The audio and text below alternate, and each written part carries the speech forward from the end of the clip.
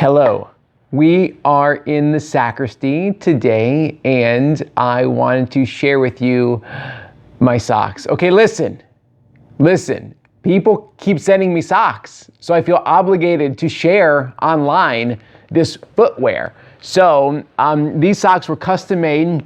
They actually had the words Persevere printed on my socks. So when I put on my socks in the morning, I can remember to persevere. So I am grateful to the parishioners who purchased these socks for me, and this is your big shout out. So thank you for the Perservere Socks, because I always say the word persevere. It is my favorite word. So I'm thinking, a message on perseverance in light of the Feast of Corpus Christi that we are going to celebrate this upcoming weekend. So there's this famous story from the Old Testament. It's from the life of the prophet Elijah.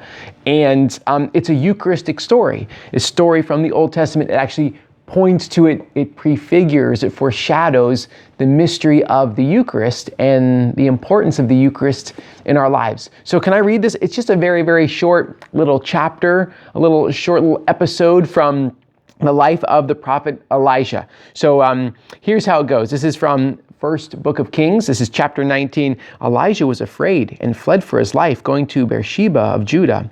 He left his servant there and went a day's journey into the desert until he came to a broom tree and sat beneath it. He prayed for death. "This is enough, O Lord. Take my life, for I am no better than my fathers." He lay down and fell asleep under the broom tree. But then an angel touched him and ordered him to get up and eat.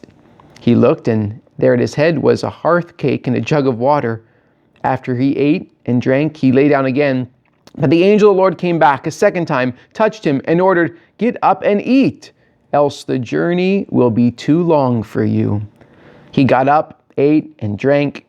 Then, strengthened by that food, he walked 40 days and 40 nights to the mountain of God, Horeb.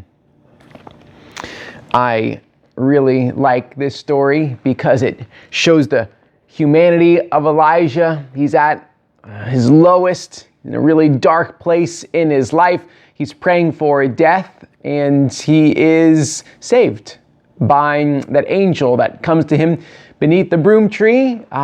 He refreshes him, gives him new strength, gives him new vigor through this heavenly food, this miraculous food. And after eating that hearth cake, Elijah has the strength to persevere. He's able to overcome that darkness within him and travel for 40 days and 40 nights to the mountain of God. Okay, now, do you see the connection?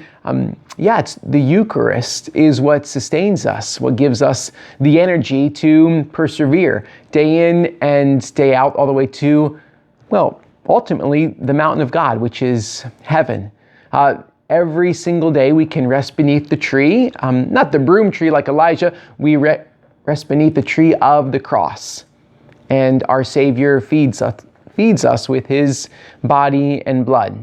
And that is our spiritual energy. That is what gets us through the darkness, gives us that strength that we need to persevere. So I hope you understand when I say persevere, I say that a lot. I say that to pretty much everyone.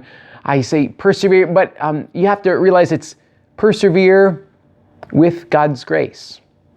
Persevere with the strength that comes from heaven. When I say persevere, I hope you don't misunderstand me and think, I can rely on my own strength and my own fortitude. No, it's that energy to persevere, to continue even in moments of struggle and difficulty and darkness.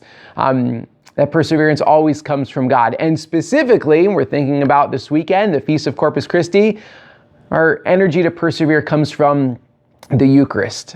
Jesus feeds us so that we don't lose heart, so we can make it all the way to the mountain of God.